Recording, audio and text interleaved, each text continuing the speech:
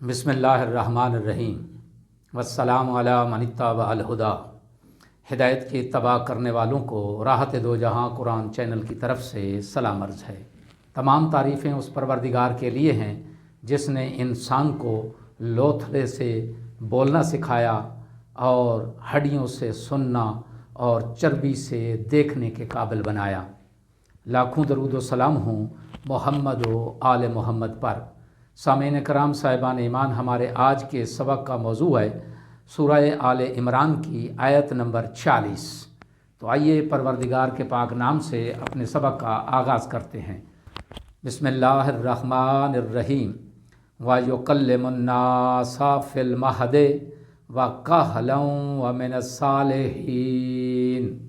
آیت کا ترجمہ: اور وہ لوگوں سے گہوارے میں اور بڑی عمر میں گفتگو کرے گا اور صالحین میں سے ہوگا۔ آیت کی تفسیر: اس آیت میں حضرت مریم سلام اللہ علیہا کے لیے بشارت ہے کہ ان کا نور چشم گہوارے میں گفتگو کرے گا۔ چنانچہ حضرت عیسیٰ علیہ السلام نے ولادت کے فوراً بعد اپنی والدہ کی پاکیزگی اور اپنی نبوت کے بارے میں کلام کیا، جس کا ذکر سورہ مریم میں انشاءاللہ آئے گا، جس کی تفصیل بھی وہاں بیان کی جائے گی۔ گہوارے میں گفتگو کرنے سے حضرت مریم سلام اللہ علیہا کی طہارت ثابت کرنے کے ساتھ ساتھ یہودیوں کی بہتان تراشی کو بھی رد کر دیا گیا۔ فی المہد یعنی گہوارے میں بات کرنا، یہ ایک منفرد معجزہ تھا۔ اس معجزے سے حضرت مریم سلام اللہ علیہا کی طہارت ثابت ہوئی اور حضرت مسیح علیہ السلام کی نبوت بھی۔ لہٰذا یہ کہنا کہ المہد یعنی گہوارے، 2 سال تک کے بچے کو بھی گہوارے کا بچہ کہا جاتا ہے، یہ صحیح نہیں ہے، یہ قرآنی صراحت کے خلاف ہے۔ چونکہ سورہ مریم میں ارشاد ہوا فَآتَتْ بِهِ قَوْمَهَا تَحْمِلُهُ قَالُوا يَا مَرْيَمُ لَقَدْ جِئْتِ شَيْئًا فَرِيًّا۔ پھر وہ اس بچے کو اٹھا کر اپنی قوم کے پاس لے آئیں۔ لوگوں نے کہا اے مریم، تو نے بہت غضب کی حرکت کی ہے۔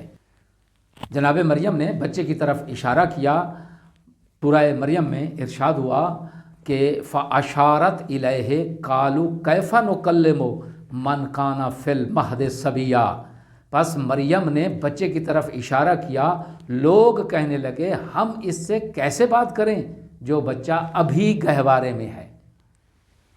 حضرت مریم سلام اللہ علیہ کو یقین تھا کہ بچہ خود ماں کی طہارت کی گواہی دے گا۔